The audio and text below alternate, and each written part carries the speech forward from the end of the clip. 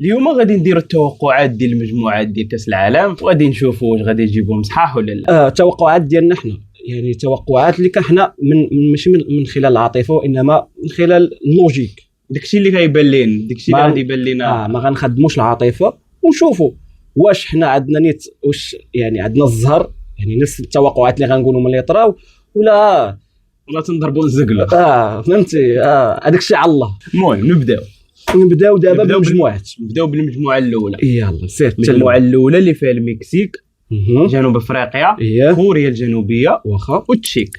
نبدا انا بالتوقعات ديالي. سير بدا تلف. انا سيدي كنقول ان كوريا غدوز هي الاولى، من وراها غدوز المكسيك، الثانيه من وراها جنوب افريقيا، من وراها التشيك. المهم دابا اختيارات، درتي محاوله تاثير على القرار ديالك. ولكن انا نقول كوريا هي الاولى، جنوب افريقيا هي الثانيه، المكسيك هي الثالثه، والتشيك هي الرابعه. واخا الاخرون نشوفوا واش المكسيك تدوز احسن ثالثه ولا لا. واخا اجي ندوزو دابا المجموعه الثانيه. المجموعه الثانيه اللي فيها البلد المنظم كندا، البوسنه والهرسك، قطر وسويسرا. لمعلوماتك حقا نعم البوسنه والهرسك باقي فيها تجيك عنده 70 عام واقيلا ولا شحال وباقي تيلعب باش تعرف بوحدو ما يدير والو بوحدو. انا كنقول سويسرا هي الاولى، كندا هي الثانيه، البوسنه هي الثالثه، وقطر ما تربح حتى شي ماتش بحال اخر كاس العالم. انت انا نقول لك واحد الحاجه، هذه المجموعه غتكون بيس اوف كيك لسويسرا. علاش؟ سويسرا مقارنه بالمنتخبات الثلاثه لا نيفو طالع عليهم تقريبا. هذه اسهل مجموعه، ما فيهاش شي فرقه اللي كبيره او اللي غدير فرق او اللي غادي تضمن انها غادي تطلع في على الاقل. وهذه ما كذبش عليك، انا ملي كدار القرعه ما كنتمنى نطيح في هذه المجموعه. بالعكس بالنسبه لي نطيح مجموعه صعيبه اللي صعاب مع كاس العالم لانني نطيح مجموعه سهله. الصراحه مابقاش هذاك شحال 32 ندوز مجموعه حقا ندوز دوزيام، نربح ايران ونتعادل مع الصهيون ونتعادل مع البرتغال وندوز. المهم نرجع للموضوع.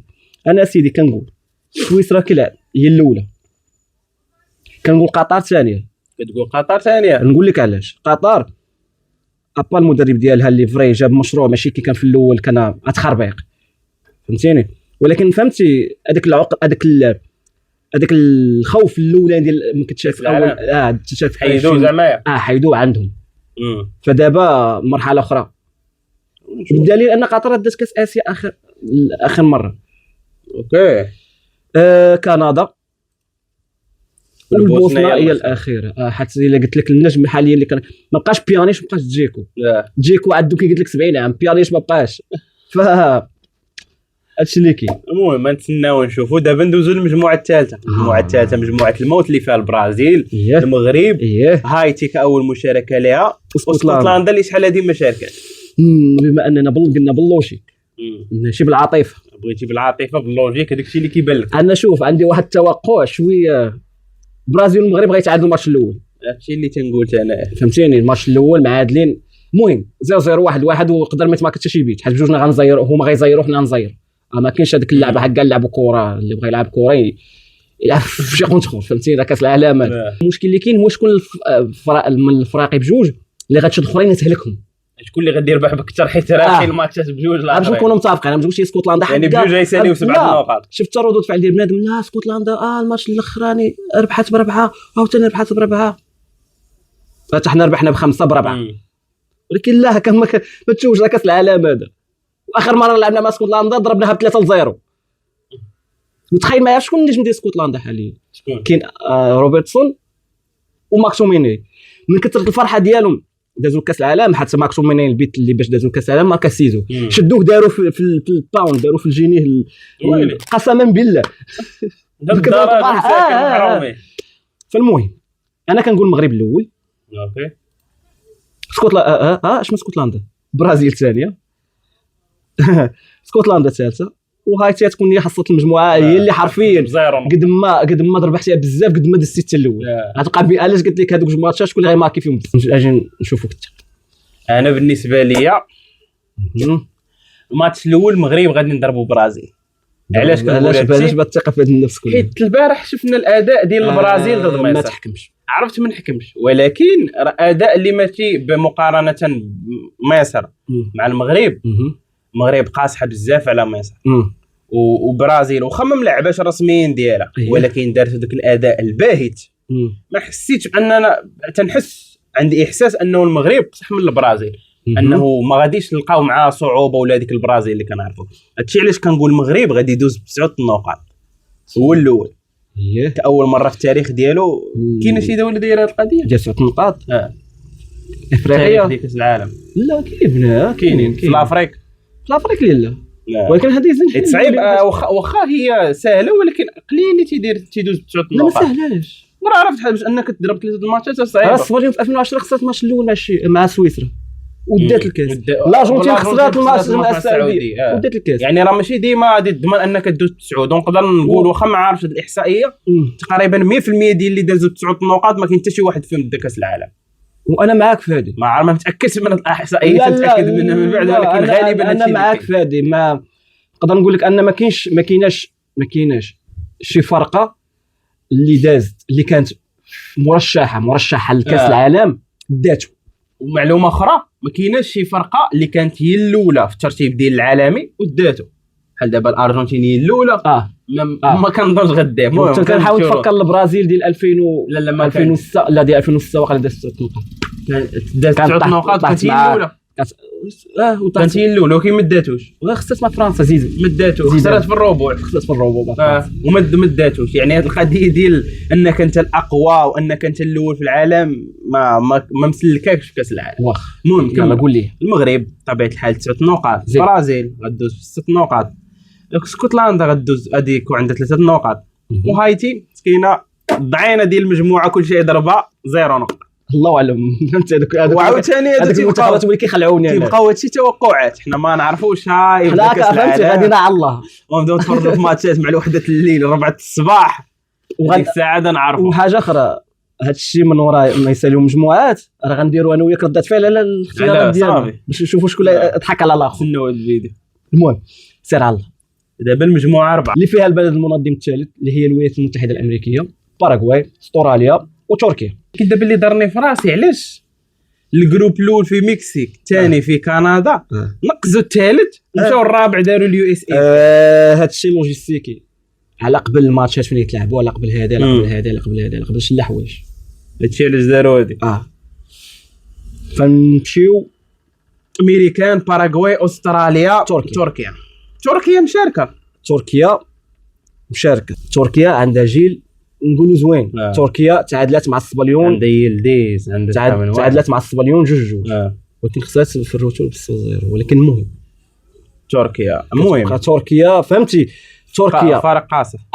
انا الترتيب ديالي تخيل كنقول تركيا غدوز هي الاولى. تركيا كنقول غدوز هي الاولى. ما عرفتش علاش حسيت بالاحساس. امريكان غتكون هي الثانيه. باراغواي غتكون هي الثالثه. استراليا هي الرابعه. ممكن اجي نشوف الترتيب ديالي هنايا.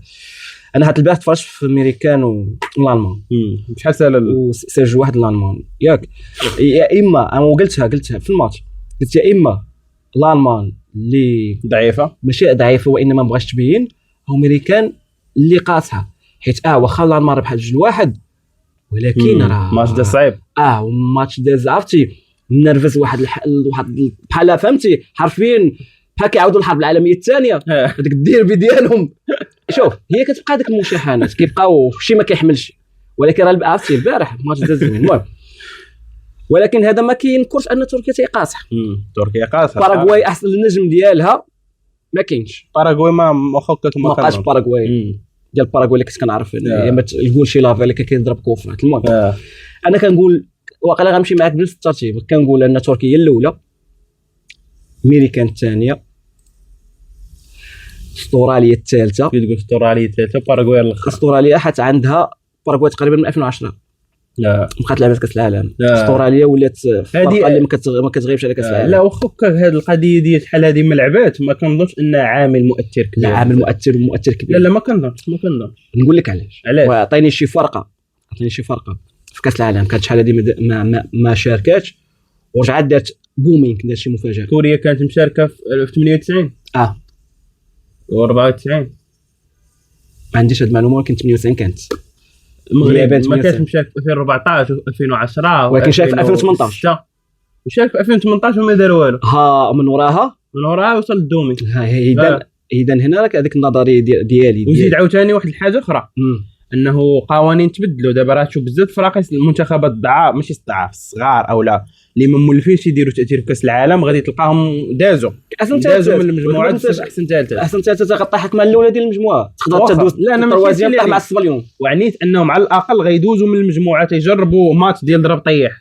لا شوف دابا شوف عندك عرفتي هذيك كاس العالم هي ماشي الهبه ديالو طاحت ولكن كنتي كتشوفه بواحد الطريقه وكان صعيب. عرفتي كاس العالم صعيب باش تدوز ليه صعيب فما بالك انك باش تلعب فيه فما بالك انك باش تدوز الدور الثاني وتدوز الربع تدوز دومين فين. دابا لا دابا فري حرفيا ولات القضيه سهله. لا في اقصائيات تنوصلوا لواحد الفرقه. راه نقول لك واحد المعلومه غتشوكيك انها فرقه دايزه كاس العالم بزيرو نقطه. اوكي المهم نكملوا خدمتنا. حيت عاوتاني دابا في كاس العالم راه اللي غادي تقساو اللي غادي يدوزوا اكثر بزاف من اللي غادي يتقساو. راه يتقساو شحال 12 وربعه دابا 16 يتقساو 16 من شحال من منتخب كاين 48 فرقه 48 غيدوزوا 32 فرقه غدوز يعني الثلثين غيدوزوا بحال غيبدا كاس العالم في الدور الثاني اللي موالف كاس العالم فراسك انه غيشد شهر ونص تقريبا. راه مطول مع كاس العالم راه ماشي هذاك كيف موالفين شهر كيبدا نهار 11 في شهر 6 مثلا كيصير نهار 11 شهر 7 لا راه فهمتي كاس العالم ولا مطول. خصوصا قالوا اللي قالك باغي يزيد سيدي قال لك يوصلوه 64 فرقه غتولي حرفيا تولي في شهرين بحال فطر رمضان. ندوزو المجموعه الخامسه اللي فيها جيرماني الالمان كوراساو كوت ديفوار والاكوادور. سيدي قلنا الاكوادور كوت ديفوار كوراساو والالمان. واخ نقول لك ان هذه في هذه المجموعه كاينين مفاجات. علاش؟ اكوادور فرقه قاصحه. تخيل ان اكوادور في الاقصائيات ديال كاس العالم جات هي الثانيه في امريكا الجنوبيه اللي فيها الارجنتين وبرازيل والاوروغواي. البرازيل على بونت تقسى. البرازيل جات خامسه. تخيل انها خسرت جوج ماتشات فقط ضد من الارجنتين وبرازيل ضد الارجنتين في 2023 من ورا يلا فرحانين هما بكاس العالم وش سميتو. والبرازيل في 2024 يعني هذه الفرقه قاصحه وتفرجتي فيها مع المنتخب عندنا فريق واللور عندها قاصح لواحد الدرجه ما كايناش. انا كنقول انا اكوادور ديزي الاولى اوكي من وراها العادي الالمان من وراها كوت ديفوار من وراها كوراساو وتقدر كوت ديفوار دير مفاجاه وتجي الدوزيامه والله ودي الالمان بد ضعينه وبد ضعف باينه. غادي شنو غادي نقول الالمان هي الاولى ما كاين لا اكوادور الاول اللي كانت امريكا تحب اقصائيه امريكيه الاوروب. الالمان هي الاولى باينه هذه. كنقول كوت ديفوار غدوز هي الثانيه اكوادور الثالثه ودوز احسن ثالثه وكوراساو هي الرابعه تخرج حتى بزيرو نقطه. بزاف ديال زيرو نقطه يخرجوا في كاس العالم. ندوزو المجموعه السادسه اللي فيها هولندا اليابان السويد وتونس. انا كنقول اليابان هي الاولى هولندا السويد وتونيزيا. نعطيك معلومه اللي قلت لك قبيله ديال فرقه دازت زيرو نقطه من ودايزه كاس العالم هي السويد. كيفاش دازت دابا داك الدوري الامم اللي داروا فيه فهمتي قوانين بحال مثلا اللي جات الاولى في المجموعه ديالها كدوز وما كانش مثلا دايزه هذاك كدوز الباراج. هي في اقصائيه كاس العالم راه ما دارتش والو حرفيا ولكن دازت الباراج ربحات وسهل عليها الله. الدنمارك في الباراج الاخراني وربحات الدنمارك ودازت هي وربحات عاوتاني شكون ربحات ليفاندوفسكي بولندا. هي سبب ليفاندوفسكي ما شفناش في اخر كاس العالم. فانا كنقول وفهمتي والله اعلم. المهم اليابان مبدئيا هي الاولى. اليابان فرقه اللي تطورات بزاف وقاصحه بزاف كل كاس العالم تتقصح واحد النهار غدي. هولندا تونس عندي احساس ان تونس فهمتي غدير لهم غدير ندوزو المجموعه السابعه. المجموعه السابعه اللي فيها بلجيكا، مصر، ايران، ونيوزيلند. مبدئيا بسم الله، بلجيكا هي الاولى. عندي احساس ان تونس فهمتي غدير لهم غدير المجموعه ندوزو المجموعه السابعه. المجموعه السابعه اللي فيها بلجيكا، مصر، ايران، ونيوزيلند. مبدئيا بسم الله، بلجيكا هي الاولى. عندي احساس ان تونس فهمتي غدير لهم غدير المجموعه ندوزو المجموعه السابعه. المجموعه السابعه اللي فيها بلجيكا، مصر. اللوجيك كيقول لنا ايران الثانيه، مصر الثالثه، ونيوزيلندا هي الاخر. انا كنقول بلجيكا هي الاولى، مصر هي الثانيه، ايران هي الثالثه، ونيوزيلند هي الرابعه. ندوزو المجموعه الثامنه اللي فيها اسبانيا، الكافيردي الراس الاخضر، المملكه العربيه السعوديه، والاوروغواي. هذه المجموعه نعطيك معلومه وما تعطينيش معلومه. نعطل لك لا باش نعطل لك لا ضروري سير قول. الاوروغواي شكون اللي كيدربها؟ شكون؟ بيلسا. عرفتي بيلسا اللي كان شاد الارجنتين وشاد لعب يونايتد وهذه سير. عند لعابه مزيانين اوروغواي. انا نقول لك فالفيردي بلا ما نقول لك الاخرين.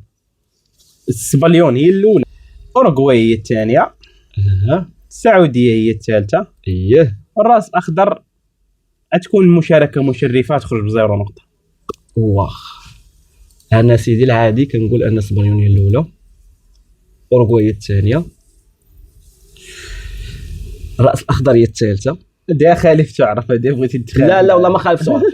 المستوى ديال السعوديه فهمتي ضعيف، حيت حرفيا تقدر تقول ان اللعابه اللي استثنيتي 5 6 7 8 اللعابه هما اللي عندهم تنافسيه، الشيء الاخر كلشي ميت. لا قتلوا اللاعب المحلي ديالهم، قتلوهم بداو يجيبوا لعابه عادي. دابا هما داروا واحد التخطيط ديال بعيد المدى، ولكن حرفيا نساو انهم باقي عايش. بعيد المدى من هنا لقدام، من هنا لواحد 5 سنين 6 سنين 10 سنين الجيل الاخر واخا، ولكن في نفس الوقت ما تدمرش هذا الشيء، ما تدمرش. راه الا دمرتيه راه داك الجيل الاخر كي غيطلع.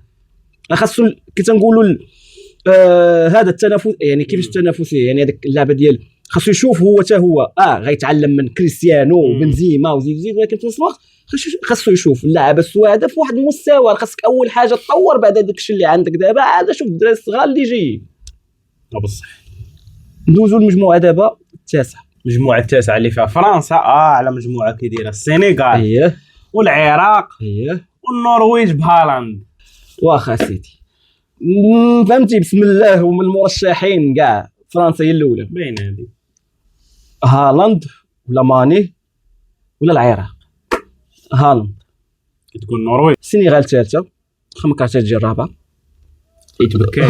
انت عاطيني لا عندي سؤال، واش حيت الماتش الاول ما بين فرنسا والسنغال واش غيكملوا الماتش ولا غيطلع عليهم دابا يبان لهم يحقروا عليهم فهمتي، يبان لهم مبابي يقول لهم الدراري اللاعبين جايبين لعابه اكبر مننا. دابا المشكل الصراحه يكملوا زعما لا غادي يجيو بيلانتي لا ما يجيوش بيلانتي، يجيو من الصاد باقي هو المدرب ديالهم حقا. ولا خاصو يتوقف هذاك مدى الحياه. يتوقف. نعطيك واحد المعلومه ان داك المدرب كيدرب السنغال حاليا بلا كونطرا، روما مو كونطرا ديال فهمتي غيقدروا يديروا لي شمس العشيه. تخيل معايا انك بشهر جوج سالت لك كونطرا مورا كاس افريقيا وما جدوش معاه، وباقي ما جدوش معاه، وباقي كيدربهم.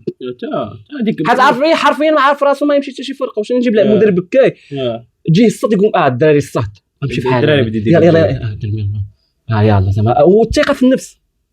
شنو كدير بحال هكا بديت تنم ديك اللعيبه ديال لا جا زعما بشويه حنايا زعما الثقه في النفس. سير واخا طلعنا على السنغال، انا كنقول فرنسا هي الاولى، السنغال هي الثانيه، النرويج هي الثالثه، والعراق هي الرابعه. دوزو المجموعه العاشره اللي فيها حامل لقب ارجنتين، المنتخب الجزائري، النمسا، والمنتخب الاردني. باينه الارجنتين هي الاولى، كنقول الجزائر نهضروا بالعاطفه، الجزائر هي الثانيه، الاردن هي الثالثه، والنمسا هي الرابعه. واخ الجزائر جات مجموعه سهله بالرجوع. انا كنقول الارجنتين هي الاولى، الجزائر، النمسا، الاردن. النمسا ثانيه، لوجيك الجزائر الثالثه، الاردن الرابع الاردن السلامي يا ذا النعيمات فهمتي التعماري هادو ولكن كاس العالم كيبقى كاس العالم فهمتيني. فاللوجيك انا كنقول فهمتي الجزائر عندها مثلا محرز لعب كاس العالم ديال 2014 مجرب فهمتيني. فكاين فرق خبرات هادشي علاش عزلت الاردن يلا خرجوا الجزائر الثالث. ندوزو المجموعه اللي كتضمن البرتغال كونغو الديمقراطيه اوزباكستان وكولومبيا. هنا غنمشيو باللوجيك بلا ما نبقى ما نهضرش على هاد المجموعه بزاف. البرتغال كولومبيا كونغو اوزباكستان لوجيك. انا نقول لك برتغال كولومبيا كونغو الدكتور اوزباكستان. انا عزيز عليا نقول لك كونغو الدكتور هاد اوكي. مجموعه الاخرى 12 اللي فيها انجلترا كرواتيا غانا وبنما. بين الانجليزيه الاولى باين هذه ما نهضروش فيها بزاف. كرواتيا باقي مزيان مني مورا كثير بلاتي كرواتيا حقرتها هنايا صعيبه. الانجليز قاصحه على الورق. الانجليز عندها من اكثر الفراقين اللي مرشحين باش يديو على الورق ولكن لعابه واعرين. الانجليز يقدر مع توماس توخيل هو اللي ما عندوش خبره ديك هذاك الشيء. لا حيت دابا حيت كاين فرق ما بين فرقه ولا منتخب على الورق واللعابه اللي عندك وعلى داك الشيء اللي كيطبق. واخير دليل لهادشي هو البرازيل في 2006 راه تقريبا هي اقوى منتخب داز في التاريخ ديال المنتخبات ديال كره القدم ولكن راه تخساو من روب. يعني هنايا كيبين لك انه اللعابه على الورق ما كيهموش واش غتمشي معاك كره واش غادي يطرى توافق واش يكون عندك الجد واش بزاف د الحوايج. واخ نقول سير على الله بدا. كنقول انه الانجليز غدوزي الاولى كرواتيا الثانيه كنقول ان بنما تقدر تجي الثالثه واخا غانا. كنقول انه بنما واخا هادي فهمتي طراتي هذيك المجموعه الغريبه. انا كنقول لوجيك كرواتيا الاولى وبالتالي تفكر شروط 22 قلنا كرواتيا الانجليز غانا فراسك غانا انا مرشح من التواليت وغانا حرفيا قاصحه ديال بصح. دابا غادي نعزلوا احسن ثالثات او لا نعزلوا احسن الفراقي او احسن المجموعات اللي غيدوزوا منهم الثالثات. واخا سيدي انا نقول لك مبدئيا السنغال الجزائر ومصر كندا كوت ديفوار. انا كنقول المجموعه ديال المغرب ما فيهاش الثالثات. غانا غنمشي مع جنوب افريقيا اسكتلندا حتى هايتي تقدر تخسر بزاف واش كتبان واخا قلتي في الاول المغرب ولكن مني فهمتي حتى اسكتلندا هايتي كتخسر هايتي اسكتلندا شي في ماتشات ميكا كنا 4-5 يعني تقدر ممكن. كنقول مكسيكو النرويج كنقول الاردن السويد عزلت 4 دابا عزلت 4 باقي لي 4. ايران ندير ايران كنقول اسكتلندا كونغو دكتور بقات ما بين الباراغواي اكوادور بنما باراغواي السعوديه ووصلنا للهرسك. نقول اكوادور هادو هما احسن ثالثات اللي كنعزل انا اللي بانوا لي غادي يتاهلوا. وبهذا كنكونوا سالينا فيديونا ديال التوقعات ديالي انا وياه وغنديروا كي قلنا فيديو اخر فيه ردة الفعل على التوقعات ديالنا وغنديروا مسابقه شكون اللي جاب فينا نقاط بزاف واش انا ولا هو. هادشي اللي عندنا هذا النهار. فيديو عجبكم ولا عجبكم ما تنساوناش من لايك شير وما تنساوش ديروا سبسكرايب. يلا تهلاو.